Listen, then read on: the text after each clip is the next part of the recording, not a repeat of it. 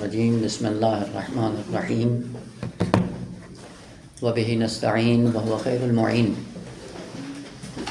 بعض کا سلسلہ شروع کیا ہے قضاء اور قدر کے عنوان سے یا عبارت دیگر جبر و تفویض کے عنوان سے۔ اس بات کو بیان کرنے سے پہلے ایک چھوٹا سا مقدمہ عرض کیا تھا معرفت نفس کے عنوان سے، اور معرفت نفس کے عنوان سے بھی جو بعض اس بات سے مربوط ہے وہ ہے توحید در مالکیت۔ جتنے بھی اوصاف ہیں خداوند عالم کے، توحید در عبادت ہے، توحید در رزق ہے، توحید در شفاعت، جتنے بھی مقام فعل سے اوصاف انتزاع ہوتے ہیں اور خالق کائنات پر ان کو حمل کیا جاتا ہے مقام فعل میں، ان کو توحید افعالی کے نام سے یاد کیا جاتا ہے۔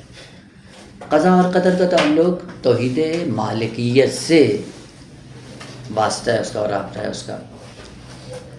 توحید در مالکیت، اکثر انسان کے ذہن میں یہ سوال پیدا ہوتے ہیں کہ کاش میں یوں ہوتا۔ ہر انسان کو آپ اگر کھنگال کے دیکھیں تو اس کے ذہن میں یہ ہوتا ہے کاش یہ چیز میں نے فلاں وقت پہ کر لی ہوتی۔ یہ کاش اور کاش اب ہر انسان کی زبان پہ یہ کلمات آتے بھی ہیں اور اب سنتے بھی ہیں۔ یہ فرض کریں کہ ایک بہت بڑا فرق ہے انسان کی زندگی میں۔ ایک کو دیکھیں مال و ثروت اتنا ہے کہ اس کو پتہ نہیں کہ خرچ کہاں پہ کرنا ہے، اور ایک انسان ایسا ہے جس کے پاس کھانے کا نہیں ہے۔ اس حد تک فرق دو انسانوں کے اندر، ایک حسد کی نگاہ سے دیکھتا ہے اور ایک بالکل مترف ہے۔ اور اکثر آپ نے یہ دیکھا ہے کہ انسان اس کاش کے مسئلے میں ہمیشہ حسد کا شکار رہتا ہے، اور جب حسد کا شکار ہوتا ہے تو پھر اپنے آپ کو تسلی دینے کے لیے، اپنے آپ کو مطمئن کرنے کے لیے کیا کہہ دیتا ہے، اور یہ ہماری قسمت ہی یوں تھی، وہ قسمت میں ہی نہیں تھا، اگر تقدیر میں ہوتا تو مل جاتا۔ جب شادی کرتے ہیں تو موازین شریعہ کے مطابق نہیں چلتے ہیں، وہ جذبات میں ہوتے ہیں، عقل سے کام نہیں لیتے ہیں۔ شادی ہو گئی، اب بعد میں جب نہیں چلی تو کیا ہے جی قسمت میں یہ لکھی تھی، لے لی تھی، اور اس کے بعد ہماری زندگی تباہ ہو گئی۔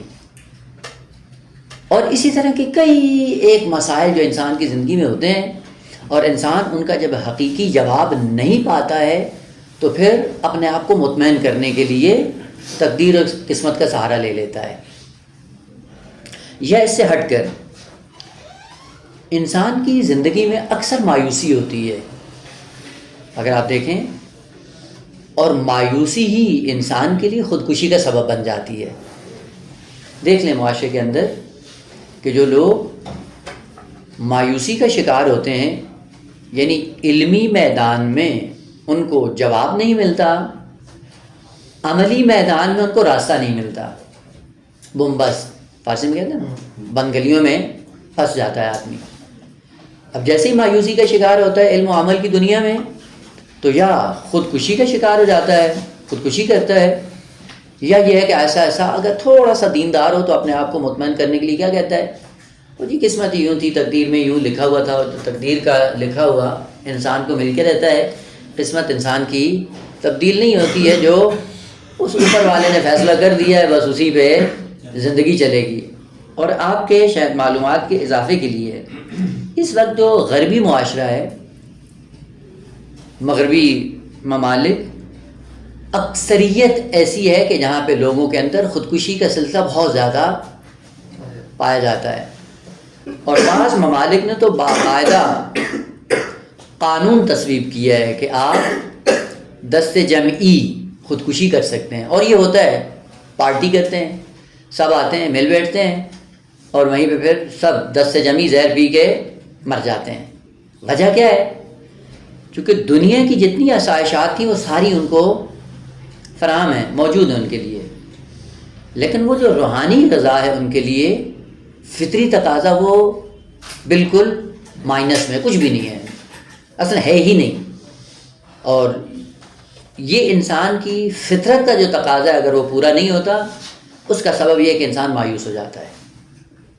یا بس اوقات انسان اپنی زندگی میں دیکھتا ہے کہ جب بھی مشکلات کا شکار ہوتا ہے مشکلات دیکھنے کے بعد کاش یوں نہ ہوتا، کاش یوں نہیں ہوتا. مثلا وہ کیا ضرورت تھی خدا کو زلزلہ دینے کی؟ وہ زلزلہ دے دیا، سارے گھر تباہ ہو گئے اور انسان کی زندگی مختلف. نہ ہوتا بغیر زلزلے کے خدا کا نظام نہیں چل سکتا تھا. کبھی سیلاب آ جاتا ہے، سیلاب آنے کے بعد پھر انسان شکوہ کرنا شروع کر دیتا ہے. بیماری آ جاتی ہے، بیماری کے نتیجے میں کہ کاش یہ نہ ہوتی، وہ کیا ضرورت پڑی تھی کہ خدا نے مریض کر کے ہی ہمیں آگے لے کے جانا تھا. اصل شیطان خلق ہی نہ ہوتا، آسانی سے انسان ہدایت کے راستے پہ چلتا رہتا. خوب شیطان کو خلق کیا، پھر اس کے لیے مسائل کھڑے ہو گئے، اس نے ہمارے لیے مسائل کھڑے کر دیے، اور پھر دین کے اندر اس نے مشکلات کھڑی کر دی. اگر اس عنوان سے آپ جا کر دیکھیں تو آپ کو کم و بیش ہر انسان ایسا ہی نظر آئے گا جس کی زبان پہ ایسے ہی سوال ہیں، اور چہ بسا وہ سوال کرتے بھی ہیں کہ مولانا اگر یہ نہیں ہوتا تو ٹھیک نہیں ہوتا، اگر یوں خدا نہیں کرتا تو بہتر نہیں ہو جاتا. تو اس مشکل کا حل بھی خود قضاء اور قدر کے اندر پوشیدہ ہے کہ جب تک قضاء اور قدر کی حقیقت واضح نہیں ہو جاتی یہ سارے سوالات اسی طرح جنم لیتے رہیں گے. بس آئے اس کو واقعاً جڑ سے پہچاننے کی کوشش کریں. اگر جڑ سے پہچاننا ہے تو سب سے پہلا سوال یہ ہے کہ آیا خدا میری زندگی میں کہیں شامل ہے یا نہیں ہے؟ بے عبارت دیگر آیا خدا کا کوئی رول ہماری زندگیوں میں ہے یا نہیں ہے؟ اور یہیں سے انسان دو طرح کے ہو جاتے ہیں. وہ لوگ جو عقیدے کی دنیا میں خدا کی مداخلت کو انسان کے اندر باور کرتے ہیں ان کی زندگی الگ ہے، اور وہ جو خدا کو اپنی زندگی میں مداخلت کی اجازت نہیں دیتے عقیدے میں کہ ہماری اپنی زندگی ہے اور خدا کا اپنا معاملہ ہے، اور خدا انسان کی زندگی میں کہیں پہ بھی نظر نہیں آتا. اب ان کی زندگی میں دیکھیں گے کہ ایک خاص انداز سے گزرتی ہے، اور آپ اگر معاشرے میں دیکھنا بھی چاہیں تو آپ کو بڑی آسانی سے پتہ چل جاتا ہے کہ وہ شخص جس کی زندگی میں خدا کا عقیدہ ہے اس کی زندگی کچھ اور ہے، اور جس کی زندگی میں خدا کی کوئی مداخلت نہیں ہے آپ اس کو دیکھیں زندگی اس کی عاطل و باطل ایک جانوروں کی طرح زندگی گزر رہی ہوتی ہے. اور اس کا بہترین نمونہ اگر دیکھنا چاہیں تاریخی اعتبار سے تو بشر حافی کا ہے. نام سنا ہے نا؟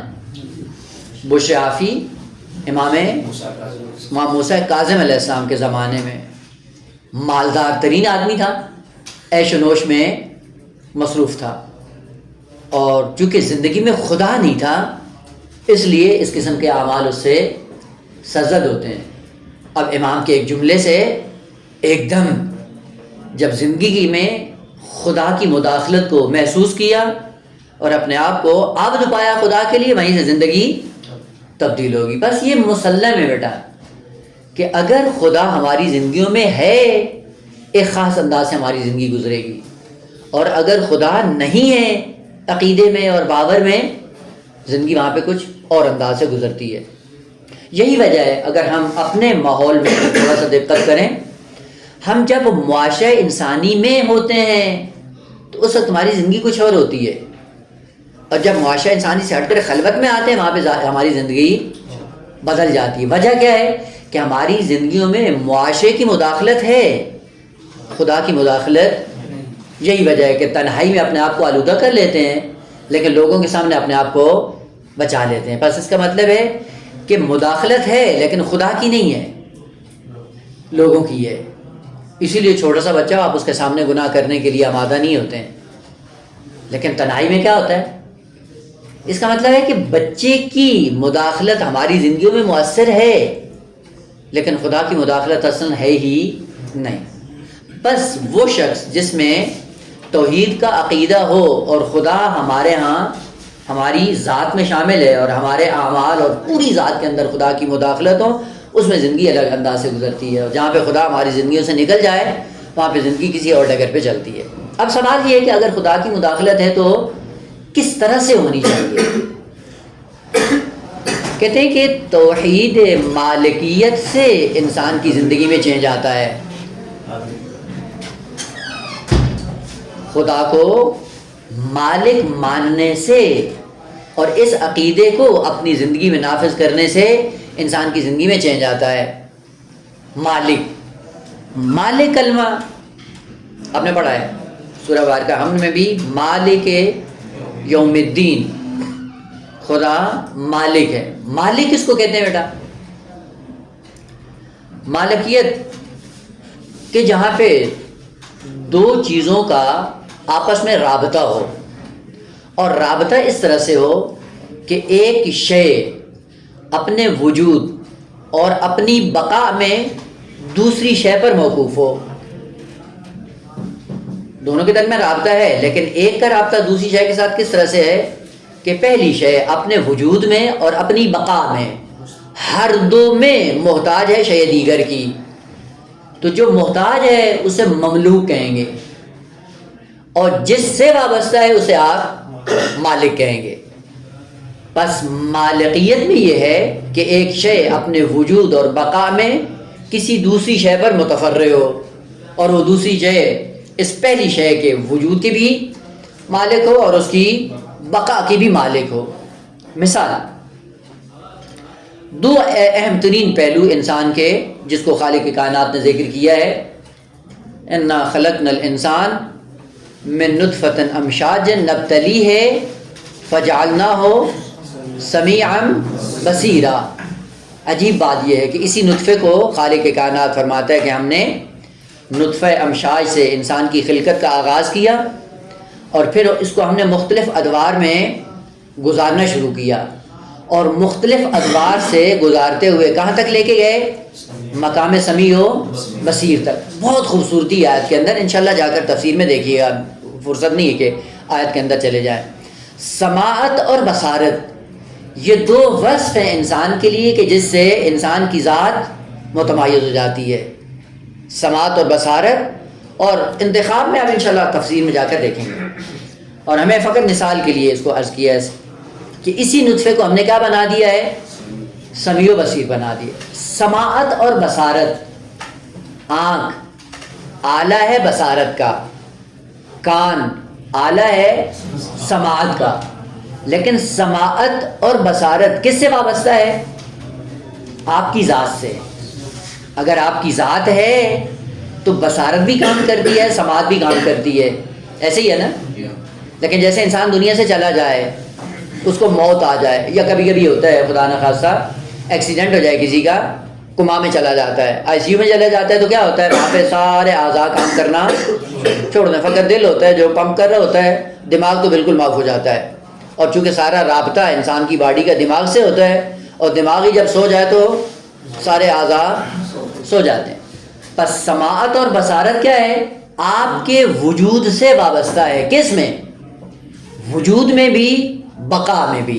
یعنی اگر سماعت وجود میں آنا چاہتی ہے تو آپ کے وجود کی محتاج ہے، اور اگر باقی رہنا چاہتی ہے تب بھی محتاج ہے آپ کے وجود کی۔ پس سماعت اور بصارت یہ ایسی چیز ہے جو آپ کے وجود سے وابستہ ہے، تو پھر کیا ہوا؟ آپ کا وجود یعنی نفس انسانی، روح انسانی مالک، سماعت اور بصارت کیا ہے؟ مملوک۔ پس یہ ایسی مملوک ہے جس مالک کی ملکیت میں ہے۔ اگر وہ مالک ہے تو یہ ہے، اور اگر اس کا رابطہ اس مالک سے منقطع ہو جائے تو یہ خود نابود ہو جائے گا، نہ کہ مالک ختم ہو جائے گا، نہ، مالک اپنی جگہ پہ باقی ہے، جبکہ سماعت اور بصارت ہیں مملوک، اور یہ مملوک اس مالک سے وابستہ ہیں۔ بس مالکیت دو طرح سے، ایک ہے مالکیت حقیقی اور دوسری ہے مالکیت اعتباری۔ کتاب ہے علامہ طباطبائی رضوان اللہ تعالیٰ علیہ کی الاعتبارات، اگر ہو سکے تو حتماً کسی نہ کسی استاد کے پاس بیٹھ کے پڑھیں، کیونکہ لفظ اعتبار خود مشترک لفظی ہے، کئی جگہ پہ یہ کلمہ استعمال ہوتا ہے، اور جہاں جہاں پہ یہ کلمہ استعمال ہوتا ہے وہ اعتبارات کی جتنی خصوصیات ہیں اگر مد نظر نہ ہوں گی تو مطالب میں خلط ہو جائے گا، اور مطالب میں جب خلط ہوگا حقیقت انسان پر واضح نہیں ہوگی۔ لہذا اصطلاحات کو حتماً ان خاص ظرافت کے ساتھ محفوظ کریں تاکہ بات واضح ہو۔ اعتباریت کبھی حقیقت کے مقابلے میں ہے، حقیقت الگ ہے، اعتبار الگ ہے۔ پس مالکیت حقیقی کیا ہے؟ السلام علیکم۔ مالکیت حقیقی میں یہ ہے کہ جہاں پہ مملوک اپنے وجود اور بقا میں مالک کی محتاج ہو، اسے کہتے ہیں مالکیت حقیقی. اور اس کا نتیجہ کیا ہوتا ہے، اثر کیا ہوتا ہے کہ مالک اپنی مرضی کے مطابق اپنی مملوک میں تصرف کرتا ہے. مالک اپنی مرضی کے مطابق مملوک میں تصرف کرتا ہے چونکہ مالک حقیقی ہے. مثلا آپ سماعت کے مالک ہیں، آپ بصارت کے مالک ہیں، تو جہاں پہ آپ چاہتے ہیں وہیں آنکھیں کھولتے ہیں، اور جس کو آپ نہیں دیکھنا چاہتے وہاں پہ بند کر لیتے ہیں. بس مالکیت کے حقیقی کا ایک اثر کیا ہوتا ہے کہ مالک اپنی مملوک میں اپنی مرضی کے مطابق تصرفات انجام دیتا ہے، اسے کہتے ہیں مالک حقیقی. اور ایک ہے مالک اعتباری، جسے آپ کہتے ہیں مالکیت اعتباری. مالکیت اعتباری میں کیا ہوتا ہے کہ دو چیزوں کا ارتباط ہے آپس میں، لیکن وہ ارتباط کیا ہے، اعتباری ہے، حقیقی جعلی ہے، وضعی ہے، قراردادی ہے، اعتباری ہے.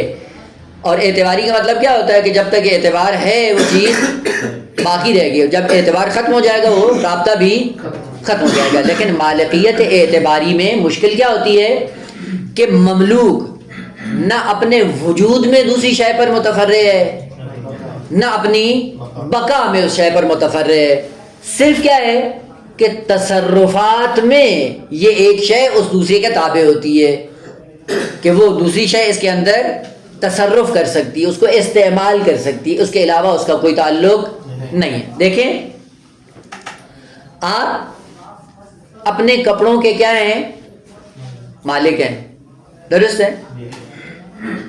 ہو آپ اپنی کتاب کے مالک ہیں، آپ اپنے گھر کے مالک ہیں. جتنی بھی اشیاء ہیں آپ کی، ان کے ساتھ آپ کا ایک رابطہ ہے. آپ کیا کہتے ہیں کہ یہ میری ہے، یہ میری ملکیت ہے. آپ کو کس نے حق دیا کہ آپ اس میں تصرف کریں؟ اب سوال یہ کہ یہ کپڑے آپ کے جو آپ سے وابستہ ہیں اور آپ ان کو اپنی مملوک سمجھتے ہیں، یا گھر یا گاڑی یا پیسہ یا کتاب یا کوئی چیز بھی جو آپ سے رابطے میں ہے اور رابطہ ملکیت کے عنوان سے، یہ ملکیت حقیقی ہے؟ یعنی آیا آپ کا لباس وجود میں آنے کے لیے آپ کا محتاج ہے اور بقا میں بھی آپ کا محتاج ہے؟ آپ چلے جاتے ہیں کپڑے باقی رہ جاتے ہیں، آپ چلے جاتے ہیں گھر باقی رہتا ہے، آپ چلے جاتے ہیں، ساری چیزیں اپنی جگہ پہ چل رہی ہیں. اسے کیا کہتے ہیں؟ مالکیت اعتباری. اور مالکیت اعتباری میں انسان اگر حقائق سمجھ کر تصرف کرے، اسی کو کہا جاتا ہے کہ انسان خیال پرداز ہے، دنیا دار ہے، اور میں کرتا ہوا جا رہا ہے جبکہ اس کے ہاتھ میں کچھ بھی نہیں ہے. اسی لیے کیا کہا جاتا ہے روایات میں کہ یہ دنیا کی زندگی ایک خواب کی مانند ہے. خواب میں آپ دیکھتے ہیں نا، کیا دیکھتے ہیں؟ بہت کچھ ہے. جیسے ہی آنکھ کھلتی ہے دیکھتے ہیں کچھ بھی نہیں ہے. بعض ہیں بیچارے وہ خواب میں دیکھتے ہیں بہت زیادہ پیسہ مل رہا ہے، جیسے آنکھ کھلتی کچھ بھی نہیں، پھر آنکھیں بند کر لیتے ہیں شاید مل جائے. ہوتا ہے نا. اب یہ زندگی میں بار بار چونکہ انسان کے اوصاف ایسے ہیں، تو یہ عالم دنیا ایسے ہی ہے، عالم نیند، عالم خواب. عالم خواب میں کیا ہوتا ہے کہ ایک رابطہ اعتباری برقرار ہو جاتا ہے، اور اس رابطہ اعتباری میں انسان نہ جانے کتنا خوش ہونا شروع ہو جاتا ہے. اور جیسے اسرائیل آتا ہے اور اس کو لے کے چل جاتا ہے تو کیا ہوتا ہے؟ کچھ بھی نہیں، خالی ہاتھ. اگر یہ سارا آپ کا ہے تو کیوں موت کے بعد آپ کو نہیں ملا؟ اس لیے پیغمبر اسلام نے ارشاد فرمایا کہ الناس نیام، بشریت نیند میں ہے. اذا ماتوا انتبہوا، جب موت آئے گی آپ بیدار ہو جائیں گے. اب بیداری میں ہوگا کیا؟ وہ نیند میں جو سمجھتے تھے کہ ہمارے پاس بہت کچھ ہے اور یہ حتیٰ نظام بھی ہمارے بغیر نہیں چلتا ہے، اور جیسے ہی موت آتی ہے اس کے بعد دیکھتے ہیں کہ کچھ بھی نہیں، نظام بھی اپنی جگہ باقی ہے، چل رہا ہے، اور جو چیزیں اپنی اپنی کر کے میں کر کے اپنی ذات کے دائرے میں لایا تھا ان میں کچھ بھی باقی نہیں ہے. بس اس کو کہا جاتا ہے مالکیت اعتباری. مالکیت اعتباری، مالکیت کیوں کہتے ہیں؟ کا مالکیت اس لیے کہتے ہیں کہ جو مالک حقیقی اپنی مرضی کے مطابق تصرف کرتا ہے، اسی مالک حقیقی نے ایک خاص وقت کے لیے آپ کو تصرف کی اجازت دی ہے، اس لیے اس کو مالکیت کہتے ہیں. اعتباری کیوں کہتے ہیں؟ کیونکہ اس شے کا وجود اور بقا ہماری ذات سے وابستہ نہیں ہے، فقط اس نے چونکہ ایک مدت کے لیے ہمیں تصرف کی اجازت دی ہے، تو تصرف چونکہ اثر ہے مالکیت کا، اور اسی پہ پورا نظام بشری قائم و دائم ہے. اسی لیے آپ دیکھیں نظام بشری محفوظ ہے، بعض چیزیں آپ کے دائرے میں ہیں تو دوسروں کو حق کے تصرف نہیں ہے، اس لیے آپ کہتے ہیں کہ میں مالک ہوں، آپ کو حق نہیں پہنچتا ہے کہ آپ اس میں تصرف کریں. بس نظام انسانی کو محفوظ رکھنے کے لیے خالق کائنات نے انسانوں کے اندر مالکیت اعتباری کو جعل کیا ہے کہ تم بھی مالک کی طرح ان چیزوں کے اندر تصرف کر سکتے ہو. خود مالکیت اعتباری میں تصرف چونکہ مالک حقیقی نے اجازت دی ہے تو کہاں پہ تصرف کر سکتے ہیں؟ یعنی کوئی دائرہ مشخص کیا ہے یا نہیں کیا ہے؟ سختاً کوئی دائرہ بھی مشخص کیا ہے کہ کس دائرے میں رہتے ہوئے آپ کو یہ تصرف کی اجازت ہے اور کہاں پہ آپ کو تصرف کی اجازت نہیں ہے. خود پھر انتظار میں رہیں، منتظر رہیں کہ مالک حقیقی نے کہاں کہاں پہ کس کس انداز میں اجازت دی ہے. ہو جس انداز میں جس مقام پہ اجازت دی آپ تصرف کر سکتے ہیں، اور جہاں پہ اجازت نہیں دی تصرف ہو. اب سوال کہ یہ بدن جو خداوند عالم نے ہمیں دیا ہے اور روح جو خالق کائنات نے ہمیں دی ہے، یہ بدن کیا کہتے ہیں؟ کہتے ہیں کہ یہ بدن میرا ہے، یہی کہتے ہیں نا.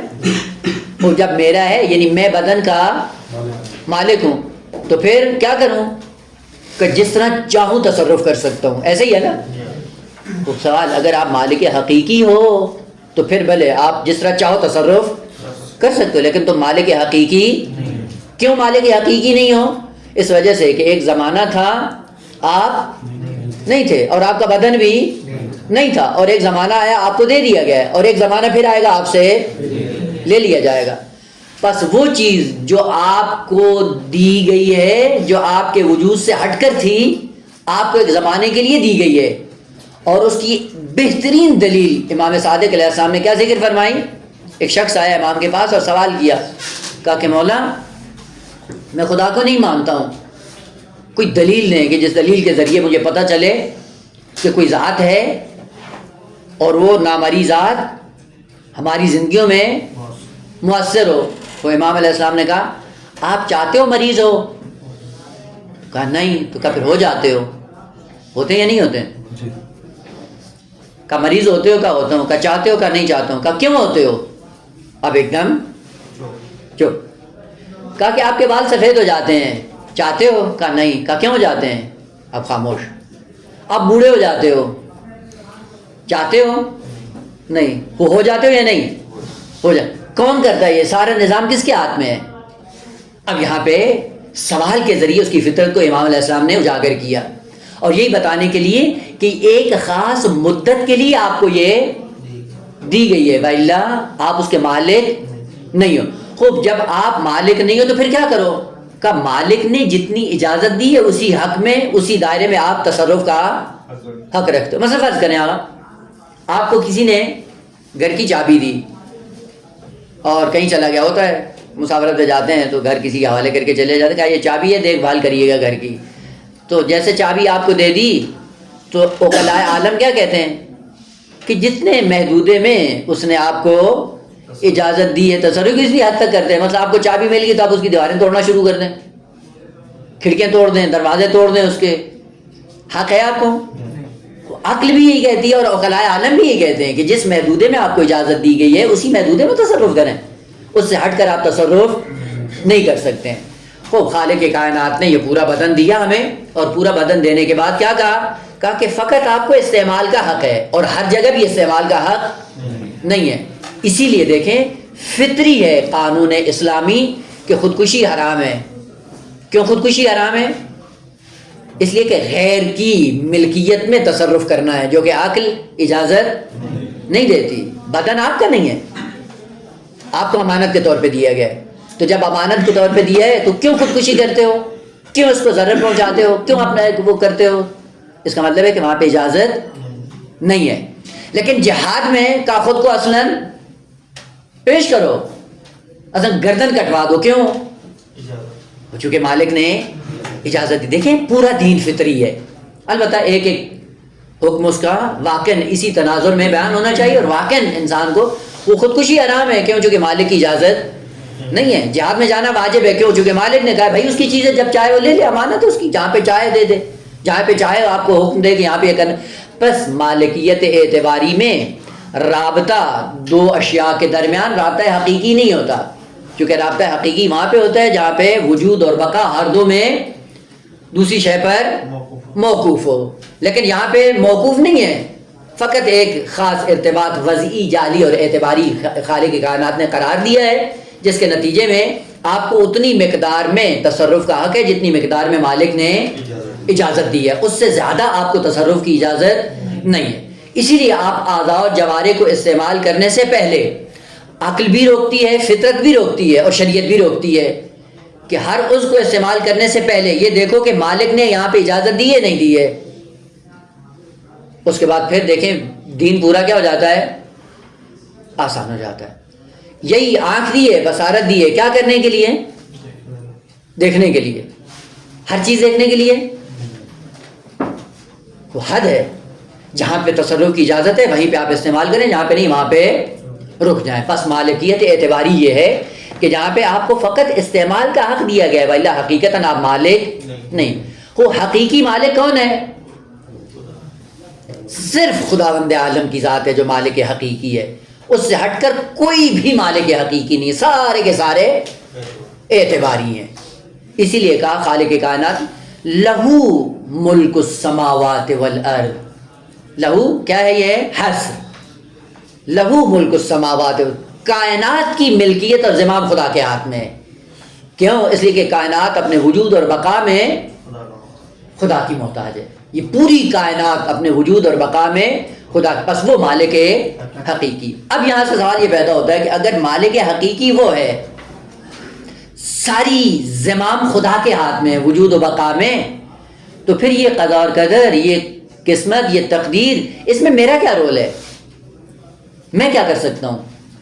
توحید مالکیت کا مطلب یہ ہے کہ سارا کچھ خدا کے ہاتھ میں ہے, اور ملکیت بھی خدا کیا, اور خدا اپنی مملوک میں جس طرح چاہتا ہے تصرف کرتا ہے. اگر وہ مجھے نماز میں لا کر کھڑا کر دے اس کی مرضی, اگر وہ کسی گناہ کی محفل میں مجھے لا کر کھڑا کر دے تو اس کی مرضی.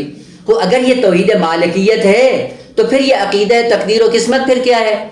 اس لیے آپ دیکھیں مالکیت کے تصور سے ایسا ایسا لوگ پھسل گئے کہ جب ساری کائنات کا مالک خداوند عالم ہے تو بیچ میں کیا ہوں, میرا رول کیا ہے, میرا اثر کیا ہے, میں کیا کر سکتا ہوں. یہیں سے آ کر کیا بنا دیا, اپنے آپ کو قسمت کے حوالے کر دیا. لہذا دسترخوان پہ بھی بیٹھتے ہیں تو کیا کرتے ہیں, جو کھاتے ہیں کہتے ہیں یہی قسمت میں لکھا تھا, یہی تقدیر تھی, اور تقدیر بدل نہیں سکتی کیونکہ خدا مالک حقیقی, ساری کائنات کا دار و مدار خدا پہ ہے. خود پھر کیا کریں, کہ ہاتھ پہ ہاتھ رکھ کے بیٹھ جاؤ. گاڑی آ رہی ہو تو اٹھو نہیں, کیونکہ قسمت میں لکھا ہوا گاڑی کے نیچے آنا ہے. کیا کریں پھر, اگر توحید مالکیت ہے پس توحید مالکیت درست ہے کہ توحید مالکیت ہے, لیکن قضاء اور قدر کا عقیدہ یہ نہیں ہے جو رائج کر دیا گیا ہے کہ پس اگر خدا مالک ہے تو خدا کے علاوہ چونکہ کوئی مالک نہیں ہے, سارے امور کی زمام خدا کے ہاتھ میں ہے. خوب اگر خدا کے ہاتھ میں پھر کیا کرے گا, اس کی مرضی ہے, جس طرح چاہے استعمال کر. پھر انسان کا بیچ میں رول کیا ہے, کچھ بھی نہیں ہے. یہیں سے ایک فرقہ وجود میں آیا ہے جس کو کیا کہتے ہیں, اشاعرہ یا جبریہ. کیا قائل ہیں, اور دیکھیں یہ انشاءاللہ جیسے جیسے آگے بڑھتی ہے بات, جتنے بھی یہ مکاتب فکر ہیں سب کو توحید کا درد ہے. یعنی توحید محفوظ رہے, دین چوپٹ ہو جائے تو ہو جائے. اور اس میں ہوتا کیا ہے, نہ توحید محفوظ رہتی ہے اور نہ ہی دین محفوظ رہتا ہے. ظاہر سی بات ہے کہ جس علم کو جس دروازے سے لینا چاہیے اگر وہاں سے نہیں لیں تو یہی مشکلات انسان کے سامنے آتی ہیں. نہ توحید بچتی ہے, نہ دین بچتا ہے, نہ انسانیت بچتی ہے. اور پھر ایسا ایسا لوگ دین کا مذاق اڑاتے ہیں کہ یہ دین ہے, اس دین کو اپنانے کی ضرورت ہے. بس توحید مالکیت سے عقیدہ قضا اور قدر وجود میں آتا ہے. اور توحید کیا ہے, توحید مالکیت یعنی فقط خالق ایسی ذات ہے کہ جس نے کائنات کو وجود بھی دیا ہے اور کائنات کو بقا بھی فراہم کیا. اور بقا میں مسئلہ کیا ہے, یعنی فقط شے کو وجود میں لانا کافی بلکہ اس کو باقی رکھنا، استمرار وجودی، وہ بھی علت پر موقوف ہے. خداوند عالم کے وجود سے ساری کائنات وابستہ ہے. اب توحید مالکیت کے ہوتے ہوئے انسان کے لیے قضاء اور قدر کا معنی کیا بنتا ہے؟ توحید در مالکیت کے ہوتے ہوئے انسان اپنے اعمال کا کس طرح سے مالک بنتا ہے؟ ارادہ اور اختیار کی صورت میں. بس یہیں سے بحث کا رخ بدل جائے گا. اس کو ابھی مقدمے کو ایک سائڈ پہ رکھیں. دوسرا مقدمہ جو اس کے لیے بہت ضروری ہے وہ ہے بحث خیر و شر. دو چیزیں اس میں بھی بیٹا، ایک خیر و شر یعنی امور تکوینیات میں عقیدہ خیر و شر کا ہے، اور ایک ہے امور جعلی اعتباری وضعیات. عرض کیا تھا کہ ہر چیز میں اعتبار کا معنی الگ ہوتا ہے. انشاءاللہ اگر کبھی فرصت ہو تو استاد کے ساتھ مطالعے میں وہ کتاب حل ہونے والی نہیں ہے. اعتبارات جو علامہ نے کتاب تدوین کی ہے، اعتبارات، وہ مطالعے سے حل ہونے والی نہیں ہے. حتماً کسی نہ کسی استاد کے پاس انشاءاللہ اس کو پڑھیں تاکہ یہ حقیقت واضح ہو جائے. حقیقی امور، تکوینی امور، ان میں بعض کیا ہیں؟ خیر اور بعض کیا ہیں؟ شر.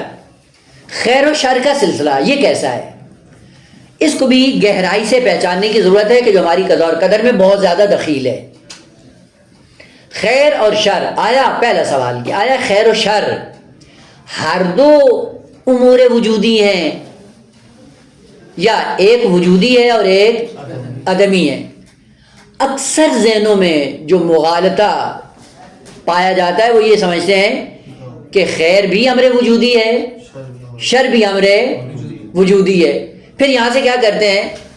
دو خالق کے قائل ہو جاتے ہیں. ایک خالق ہے جو خیر کا خالق ہے اور دوسرا خالق شر کا خالق ہے. یہاں سے پھر وہ عقائد بدل جاتے ہیں. خدا ہے جس کو یزدان کہتے ہیں، ایک اہریمن ہے جو شرور کا خالق ہے، کیونکہ اس خدا سے تو شر وجود میں نہیں آتا.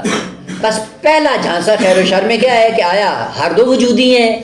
اگر ہر دو وجودی ہو تو اس کا نتیجہ الگ سے ہوگا. اور کیا ہوگا کہ خیر کا خالق کون ہے اور شر کا خالق کون ہے؟ خیر کا خالق الگ ہوگا، شر کا خالق الگ ہوگا.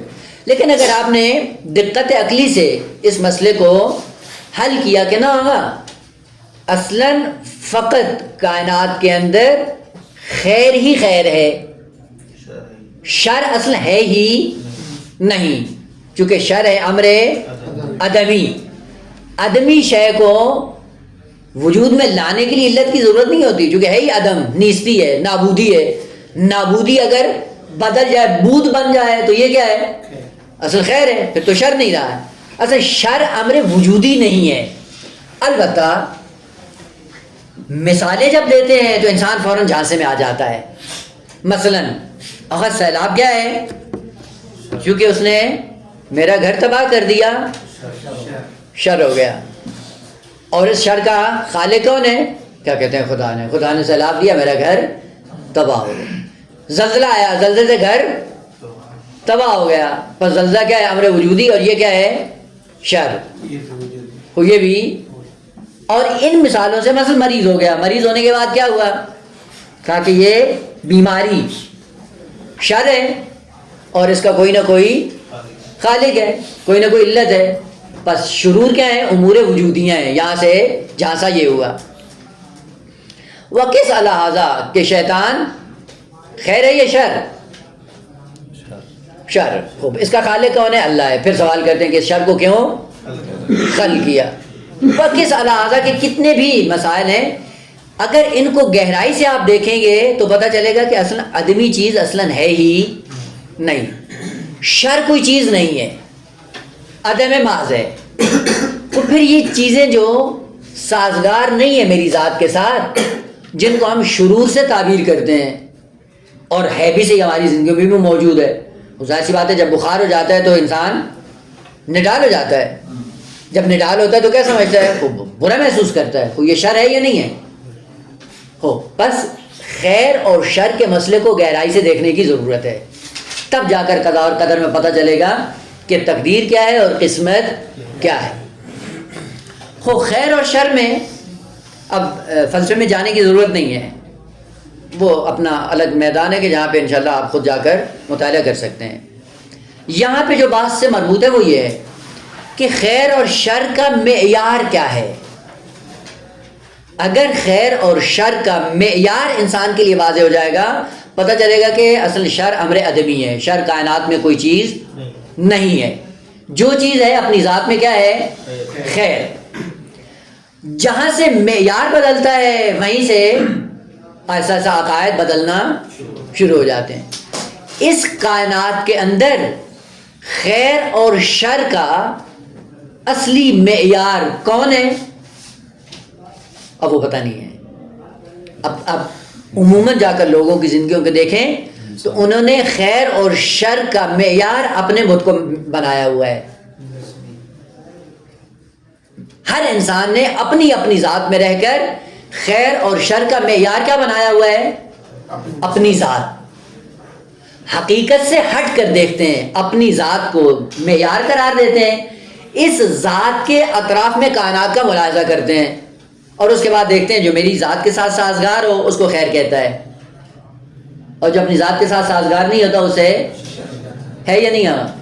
ابھی دو چار مثالیں دوں, فوراً آپ باور کر لیں گے کہ حقیقت یہی ہے.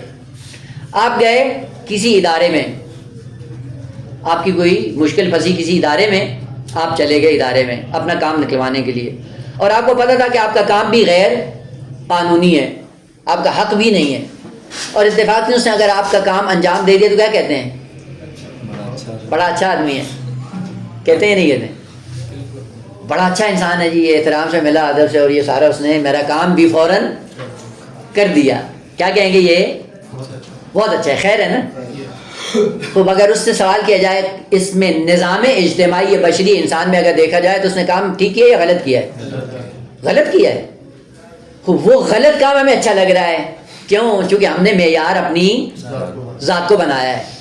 اور اگر آپ جائیں اور آپ کا حق ہو کام کرنے کا, یعنی ہے قانونی اعتبار سے, اور وہ نہیں کرتا تو کیا کہتے ہیں,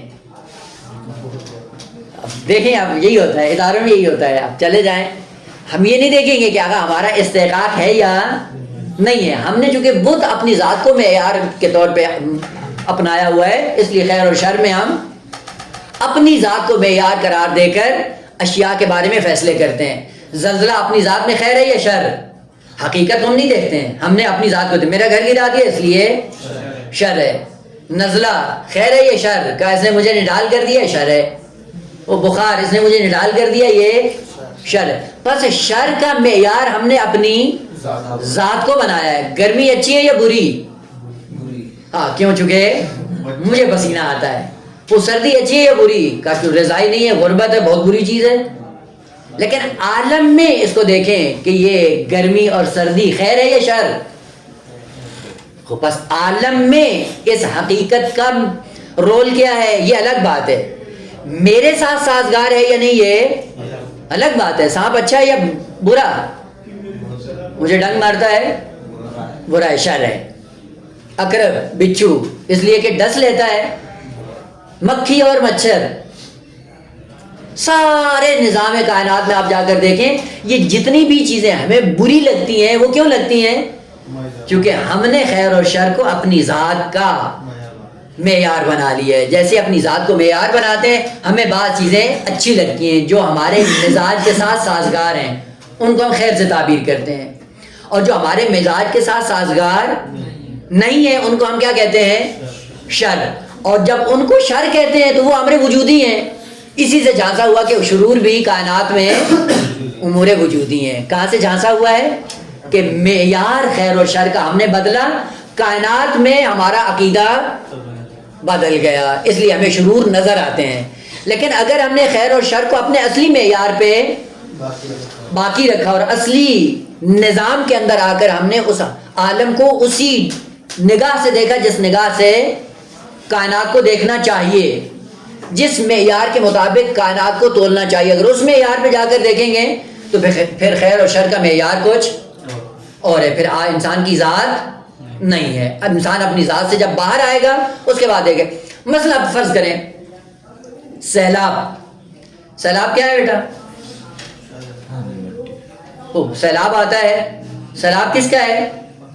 اگر آپ حقیقت میں جا کر دیکھیں، سیلاب کثرت پانی کا نام ہے، فراوانی، اور یہ پانی سب سے پہلے نعمت ہے یا نہیں ہے؟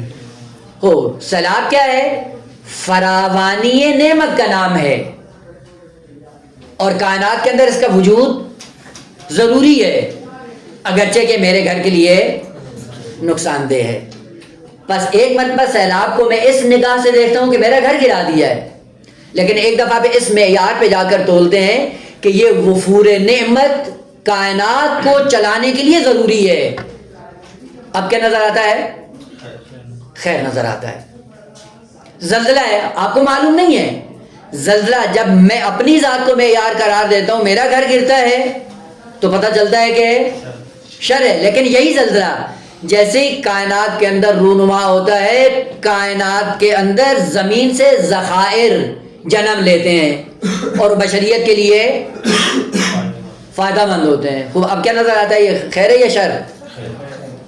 پس خیر اور شر کا معیار اگر ہم نے اصلی تلاش کر لیا تو آپ کو کائنات میں کوئی چیز شر نظر، یہی سانپ اور بچھو اور یہ شہد کی مکھی جب کاٹتی ہے انسان کو برا لگتا ہے، لیکن ان کا وجود اگر کائنات میں جا کر دیکھیں، پوری مخلوقات کے لیے جو روئے زمین پہ زندگی بسر کرتی ہیں، ان کے معیار کے مطابق جا کر دیکھیں تو یہی عقرب، بچھو، سانپ، زہریلے جانور یا یہ شہد، ان کا کام کیا ہوتا ہے؟ فضا کے اندر موجود آکسیجن میں زہریلے جراثیم اور ان زہریلے جراثیموں کو کھانا اور خوراک ان کا کام ہے۔ اگر یہ نہ کھائیں تو یہ آکسیجن ہو جائے گی آلودہ، آلودگی کے بعد اصل نسل انسانی منقرض ہو جائے گی۔ اب بتائیں کہ یہ خیر ہے یا شر؟ بس اس کا مطلب ہے کہ ہم نے خیر اور شر کو جب اصلی معیار سے نہیں پرکھا، نتیجہ یہ نکلا کہ شرور بھی ہمیں امور وجودیہ بن کر نظر آنا شروع ہو گئے۔ کیوں؟ چونکہ ہم نے معیار خیر کو بدل کر اپنی ذات کو بنا لیا ہے۔